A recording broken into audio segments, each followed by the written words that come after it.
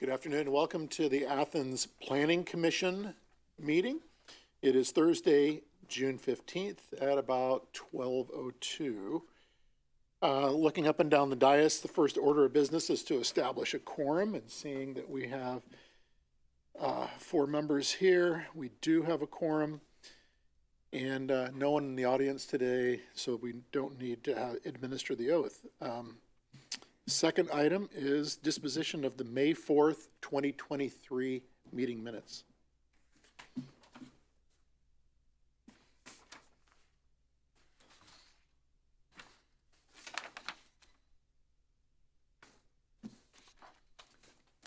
Well, I'll move that the minutes be accepted as they have been presented.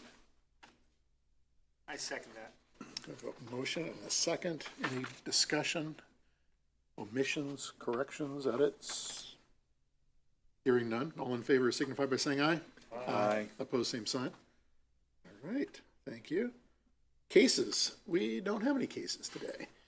But communications we do. Communications for today is proposed zoning amendment, city administration's recommended changes to the temporary sign portion of the zoning code. And I'm going to kick it to our director, David Riggs.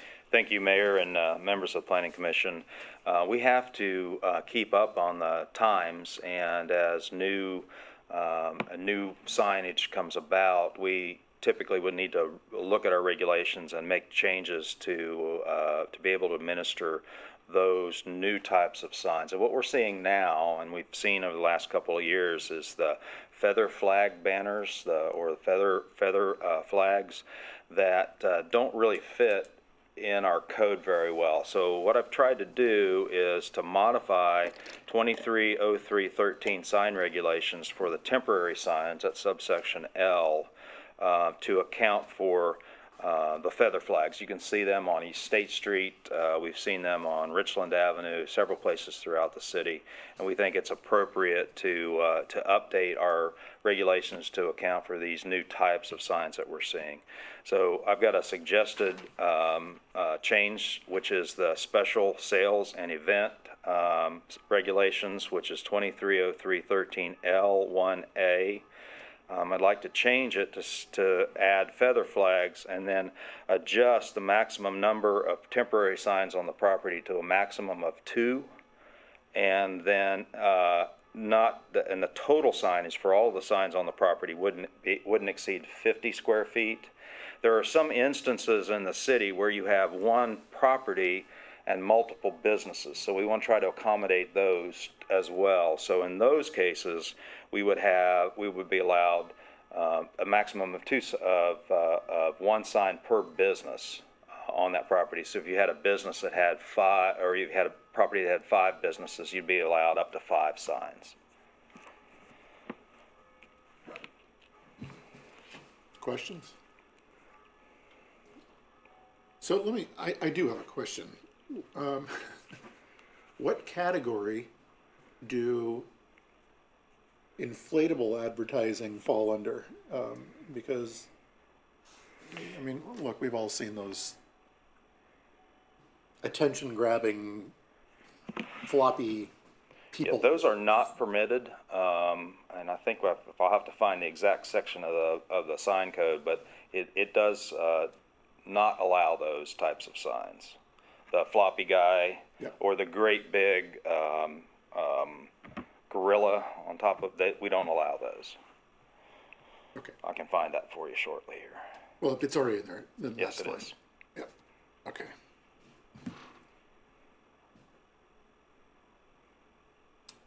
Questions from any of the other commissioners? David, can you let the commission know that the typical size of one of these feather signs, just so we have a Yes, sir. So they vary, but the average one we think of is going to be maybe 2 feet wide and 10 feet tall, so it would be a total of 20 square feet. There are some that are larger, there's some that are smaller. Ace Hardware, I think, has a little bit of they have some bigger ones, so those are closer to 25 square feet. So basically what you've proposed with both the number and the total square footage would fit, basically. Two signs would be around 50 square feet or less, basically. That was the idea, yes, sir. Where do political signs fall in? Is that a different section? Or That's a great question. We don't regulate political signs. Okay. The only time we would be if they're put in the right of way. No signs are allowed in the right of way for safety reasons. So if you have any kind of sign, whether it's political or not, those aren't allowed in the city's public right of way.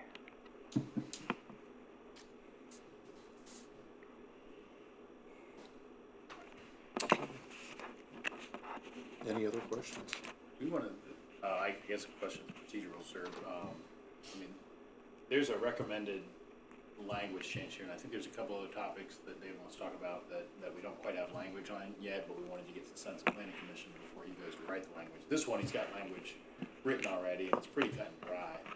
Do you want to take action on this, so that it's ready to go to forward to, council, or do we want to wait and take action once on other zoning changes that potentially he could write here and then send a package forward? I think it'd be better to have a package Okay. moving forward. Yeah. Okay. Picking up on what Austin said, though, there is sections on political or ideological signs in the code. Yes. And in particular, one thing is that its size is regulated. They can be no larger than 350 square inches. We could wouldn't- have regulations in our code that we may not be able to enforce. And this probably would be one of those, so I'm not Yeah. sure we could Okay, because that's. actually enforce It's basically that, sir. 25 by 14 or something like that, you know, so 2 foot by 1 foot essentially is what, a little bigger than that. Yep. So we're not, even though it's in there, you're not at all going to try to regulate that. Yeah, we think Again, that as long as it's not on the federal right of way. regulations on those signs supersede our regulations. So. Okay.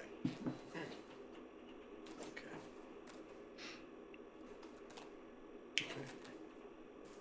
No further discussion.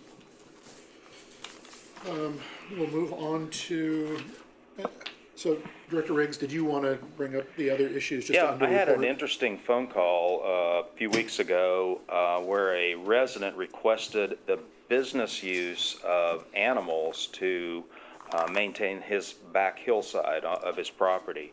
And so we have this thing where he wanted to actually use goats to maintain a very steep piece of his hillside. And we've seen that happen in other places, and it might be an idea that we would want to consider. It's just not allowed in our code. If you look at, and I can try to run you through this real quick, if you look at our residential code, R1 residential was where it first starts to talk about the boarding of animals or the keeping of animals, and it says that as an accessory use, that the keeping of animals, farm animals, is not allowed in an R1 zone. So, except, they have an exception, except if you can keep them inside of a building at least 100 feet from every property line. Pretty hard to do in an R1 residential zone. If you go on to, I can say also in that code, the city does allow pets, domestic animals, so you've got to separate those, what's a farm animal, what's a domestic animal. So if you look at 230401B10, it talks about dogs, cats, birds, guinea pigs, snakes. Those are pets, and goats don't fall into that. Goats would be first allowed in a B3 general business zone, and that's an enclosure or building in which animals are kept. So if you fence in goats, they have to be not allowed in any zone except when you get to the B3, and they also have to be at least 200 feet from any R zone. But this code doesn't fit very well with what they're trying to do, which is a temporary use of these animals to basically, so you don't have to hand mow. They'll go in and they'll mow down your yard. They'll get rid of brush and stuff as well. So it's kind of an interesting idea. It doesn't fit very well into our code, except I did find, some of my staff found that as the zoning administrator, I could issue a temporary permit for uses that aren't allowed in any zone, as long as it's under 60 days. And it still keeps in the general context of the zoning code. So I could permit this with a special section in there for a temporary use, or we could consider maybe changing the code to allow this special type of use as long as it's on a temporary basis. I would recommend that for right now, to try to see if this is going to become a thing, and try to do a temporary special use permit from the zoning administrator to be able to allow that. And if we do see that this is something that's going to continue to be used, that we at that time change the zoning code to allow that. What would that Any language comments look on like? that? Sorry? What would that language look like so that somebody doesn't say, I don't want to buy a lawnmower, so I want one for my backyard? Yeah, Like, so we'd probably want to limit it to, in talking with some of the people that do this, that use this practice, it's anywhere from 2 to 4 weeks that they would keep the goats on the hillside, and they would actually move it in like cells or sections along, so that they could clear that hillside. So you'd want to have some time frame associated with it, some limits on how long they could be kept there. I don't know if there are going to be complaints from noise associated with that. So if we could do this, and we see if we get any concerns coming back, we may want to try to add some language in there that as long as there's no obnoxious noise or something that doesn't disrupt a neighborhood, you'd be able to do that. So I'd suggest maybe that type of language that would address those things. One of the questions that I asked David as we were kind of hashing through this for the commission's benefit is you know, how is this situation different than if I had a house and I was having a kid's birthday party and hiring a pony to come in to give pony rides? And specifically, we landed on the phrase, the keeping of farm animals. And because this activity takes 2 to 4 weeks for them to be able to eat all the brush off of the hillside, that's more than just a day or two of if they showed up and could do it in a day, I would basically contend it's a business operation, not unlike bringing a pony to the house for pony rides for a kid's birthday party. Whereas in this case, because they have to be there for a couple of weeks, we kind of said that's kind of like the keeping of animals, even though it's on a very temporary basis. So, I think just as a matter of practicality from the administration's perspective, we would be very judicious in using this temporary special use zoning permits for, this purpose, and that there would need to be some sort of public good, number one, and it would need to make sense, like, to your point about not, just doing it instead of getting a lawnmower. Clearly the reason the property owner wants to do it in this particular situation is the topography. And so if it was a flat field and someone said, hey, I just want to bring this instead of having a lawnmower come, we probably wouldn't give a temporary use for that. Now, I do think that there's value in this as we try to control invasive species in our community, because that's a big problem with And reduce herbicides. Yeah. You could invasive use plants, and there are places where the way that you deal with invasive plants has got to be mechanical removal, and it's awful hard to get a piece of equipment in some of these places to do that mechanical removal where an animal could, especially one that would eat anything. So. Cool. This is a little different. How did like on Lancaster, there's a residence there, I'm assuming it's a rental property, that instead of grass or any kind of vegetation's all rock. I mean, how did that fit in? And I guess I'd rather have a goat there than all the rock. I don't know, but anyway. Desert Southwest. We did get a lot of questions about that, and there really wasn't anything in our code that prohibits that type of surface. Yeah. It's interesting. I haven't seen any. I wouldn't want to live there. But. Yeah, I know. I haven't seen any weeds or things growing up in between it, so I don't know if they put down, something behind it, to yeah. keep it out, or if they're spraying it or what they're doing. But I think they put Fabric down Fabric, there, yeah. down there, yeah. I know the property you're talking about. It is a rental unit. Yeah, it's interesting. So like I said, I'd rather have maybe a different approach to how to maintain it than in that way, I guess, in our community. So to clarify, so we don't allow chickens in, Correct, and I could talk about that a little bit as well. That was actually my next subject, is that they don't allow chickens, and we've had a lot of requests for that. Some communities will allow hens and no roosters in a residential zone. We just don't allow it at all. So that would be back to our R1 permitted accessory uses in an R1 zone, that they are not, any farm animals not permitted. They even say fowl or farm animal, unless they're in a building and at least 100 feet from any property line. So they're clearly not allowed in an R1 zone, and that would follow through until you get to the B3 general business zone.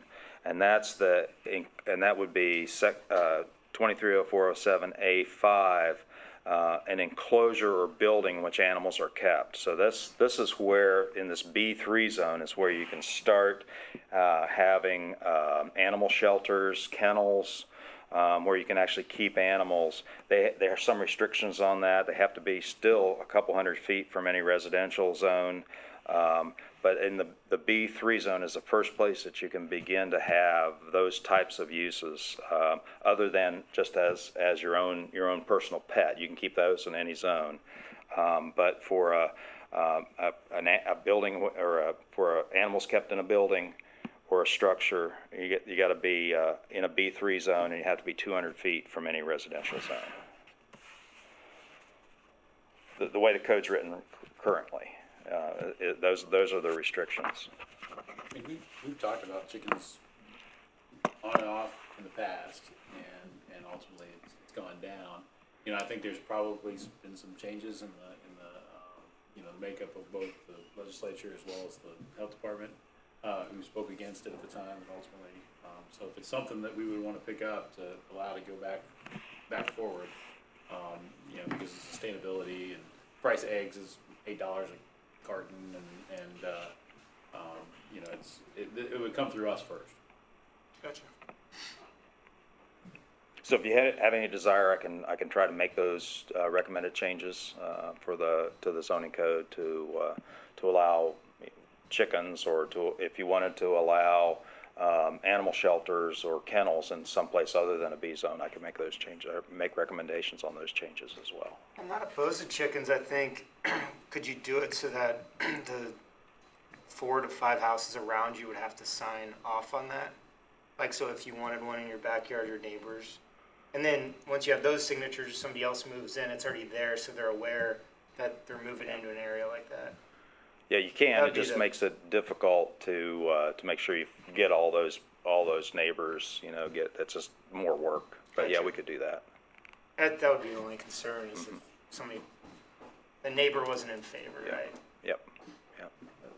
And that's why hens are not going to make as much noise as a rooster. The complaint would be the roosters. So there are some codified ordinances where they only allow the keeping of hens and not roosters, and you could do it that way as well. Yeah, I know, if you think about places like Bexley allows chickens. Certainly that's a community that is pretty R1 centric, place, with some pretty high-end rooms, and they are managed to pull it off. Athens, strangely enough, doesn't. Seems a little upside down. It's not that it hasn't come up. Oh, I know. Okay. Any other discussion on chickens before we transition to kittens? David, you want to mention? Yeah, so as I said, the first place, reading the code, the way it is right now, the first place that an animal shelter would be permitted would be in a B3 zone. So we wouldn't allow that in the uptown. We'd allow that on East State Street, where we have the majority of the B zones.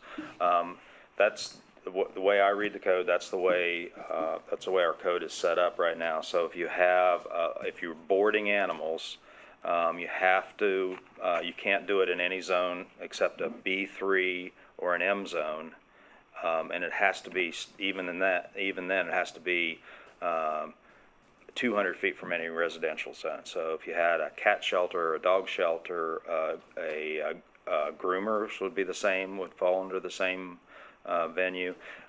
Pet sales of cats and dogs, the first place they're allowed is in a B3 zone, and that's the way the code is set up currently.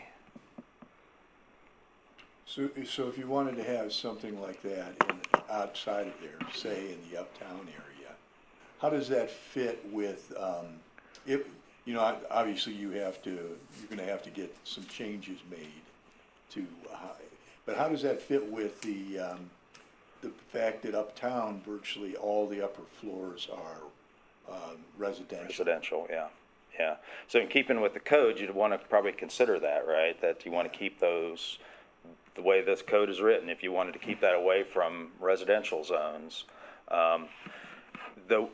If you've got a use that's not, a business use that's not permitted, just flat out not permitted by the code, the process would be to get a variance is you'd have to come before this committee, and the committee would look to see if that use, that business use, conflicts with the comprehensive plan. And then the committee here would then make a recommendation back to the Board of Zoning Appeals, and the Board of Zoning Appeals would decide if they can or not allow a variance for that use.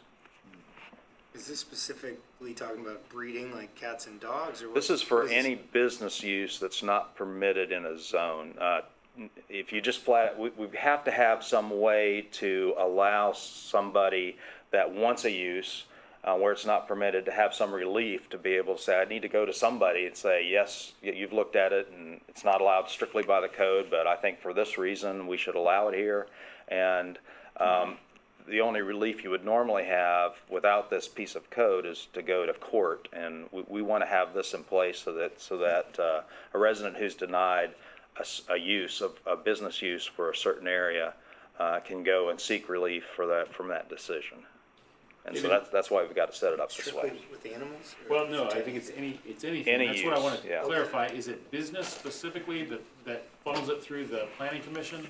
Or is it, what is the thing that causes it to go, the planning commission to make a recommendation to the BZA versus somebody just seeking a variance from the BZA? Yeah, I'll have to find that here. It's specific part of the codified ordinances that say that if you have a business or industrial use that's not permitted by the strict interpretation of the zoning code, you can go to the planning commission and then for a recommendation, and then the BZA. Normally, a variance is requested because of a specific location. So you want to put a house in a specific location where the lot's too narrow. This is where your variances typically would come up. This is a different type of variance. It's not that house isn't allowed. It's just that the zoning code says it has to be this wide and this deep, and I have to have this many feet of setback. Where you have a use that just is not permitted in a zone, we want to make sure we've got some relief from that applicant, so they can go to somebody and say, here's why I need this use. And that only applies to business and industrial zones. And our duty is specifically to compare that request to the comprehensive plan, yeah. Not necessarily, look at other things. Other reasons for it, like topography or Topography, sure. how does it affect the neighbors? In this case, it would be how does it match or not match the comprehensive plan? Okay, so it would be within our job to look at it for all those reasons. That is not correct. Just the comprehensive plan. Okay. That's correct, yeah.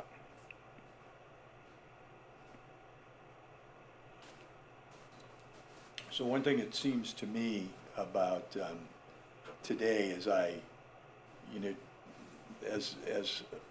look around, there tends to be a lot more dogs with students in their apartments or wherever. There just seems like to me more and more students are having dogs. I don't know what happens to those at the end. I'm hoping they take them home, you know, back to where, or when they graduate, they take them wherever. But I do know that, because my wife is involved heavily with the dog shelter, that the dog shelter is really struggling having an opportunity to you know, to place these dogs that are being dropped off or picked up on the street. Yeah. So there's more and more of those. And I know when I ride my bike, I see an awful lot of feral cats and stuff. I think, I don't know how the comprehensive plan fits into this, but it seems like in the city of Athens, deer aside, there's a lot more animals that are, that don't have homes anymore, or whatever, I don't know.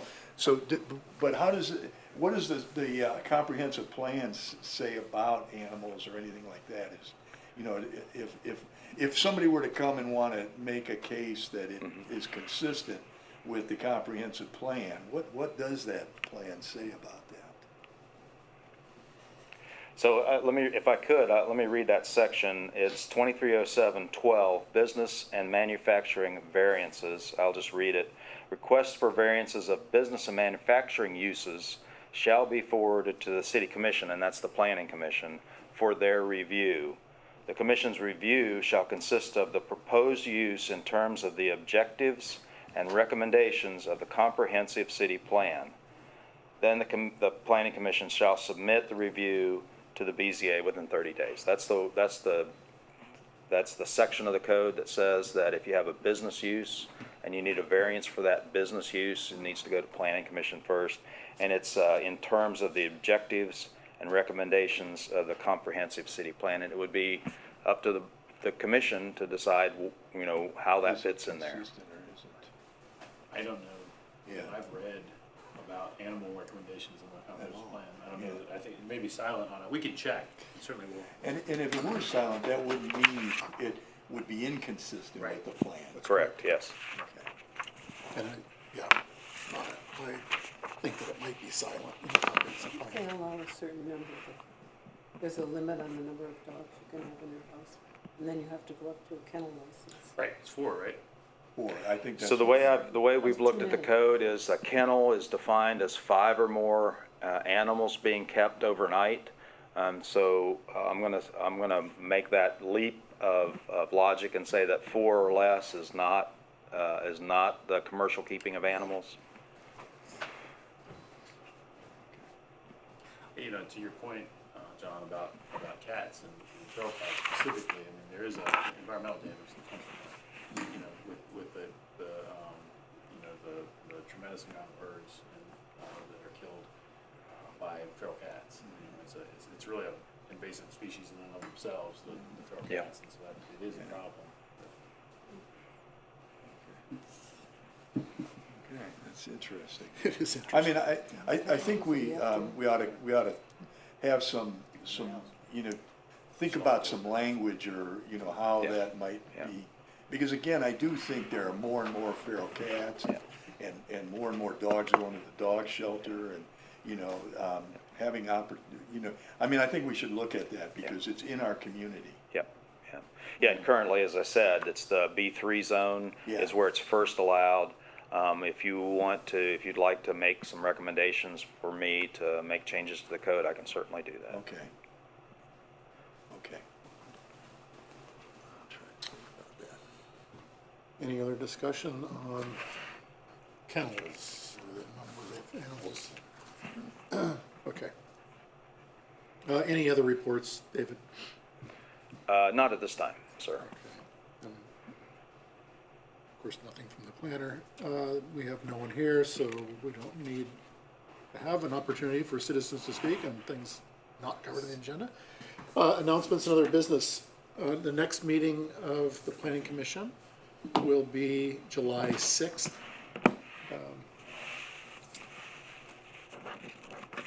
That'll come up from us as well. Yeah. Or an announcement. Yeah, go ahead. Yeah, please. Right, for members of the commission, just to bring everybody up to speed, this morning there was a special city council meeting and a public hearing, and this all had to do with the new community authority for the ridges. The new community authority was established, it passed, and so, that's moving forward. Just, you know, there was a lot of great discussion, if you wanted to go back and watch the tape of the council meeting this morning. But, you know, as the redevelopment occurs on the ridges, all, activities, seeking, changes to zoning, will come through this body, just like anywhere else in the city. And that will have to occur in a lot of cases because, currently it's all zoned EI. And so that's a very specific zone that was set up when it annexed, because it was, you know, part of Ohio University. And so, you know, as the new community authority basically takes ownership of the historic campus and starts to make plans to go forward, they're gonna seek changes to zoning in order to be able to bring those plans forward, and we're gonna have to hear all of that. So I'd encourage members of the commission to kind of get up to speed a little bit on the situations with the new community authority and the Ridges redevelopment. Yeah, thank you. Thanks for bringing that up. It was kind of a monumental morning as we moved down the path of new community authorities. Again, July 6th will be our next meeting. Other than that, can I get a motion to adjourn? So moved. Second. You're supposed to say.